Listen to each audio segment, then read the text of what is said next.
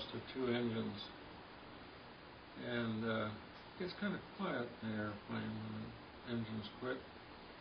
The B-26, although it was a fantastic airplane, flew like a rock when it didn't have power. And we were going down. We were going in. And, well, it was a comedy of errors. You know, the Murphy's Law says if something will happen, it will. And the pilot's mic button had come, the retaining ring had come loose, and his mic was hanging down near the floor, and he couldn't make the radio. So he asked me to plug my unit into his headset so that he could talk to the radar site. And while all of this was going on, we started having a backfiring of the number 2 engine. And then without warning, the number 1 engine quit.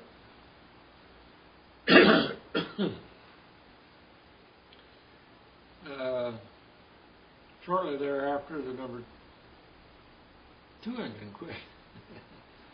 So now we're a glider. Well, we were flying about 18,000 feet, and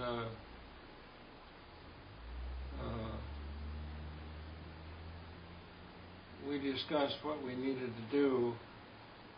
When the engines quit, I plugged myself back in, talked to the radar site,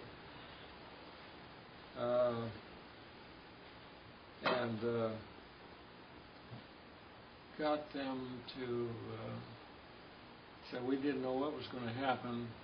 We were trying to decide whether to ditch. The tide was out, so the mud flats on the west coast of Korea were, well, the water there was pretty shallow anyway. So do we ditch or do we crash land on the mud flats?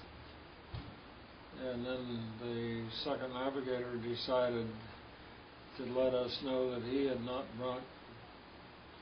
stowed his one-man dinghy aboard the airplane. So we have 3 people now and only 2 dinghies. Wow. And that's not good news. Well, we passed through 3,000 feet. The pilot said, well, we'll make one attempt to restart the number 1 engine.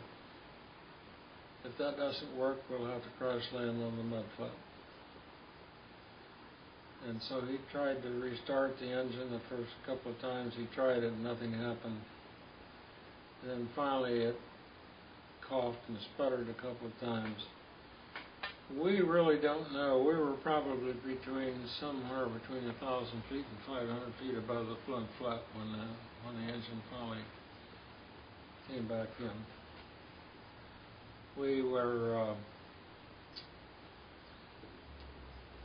well, with a sigh of relief, we finally got the airplane back up to about 5,000 feet, called radar and told them that we were at least flying, and they said, well, you got another problem.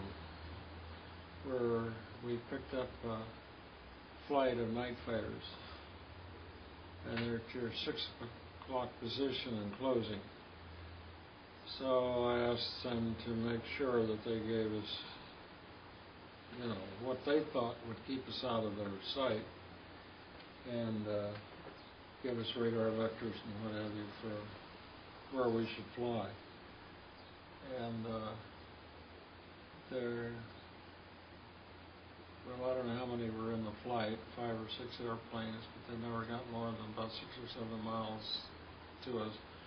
Evidently were not radar controlled, or didn't have radar on their airplanes, because there was no excuse being 5 miles from us that they couldn't find us.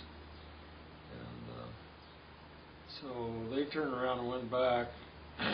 We never did know what country they came from, whether they were Korean. Well, the Korean didn't have much of an Air Force left at that point, but that was probably the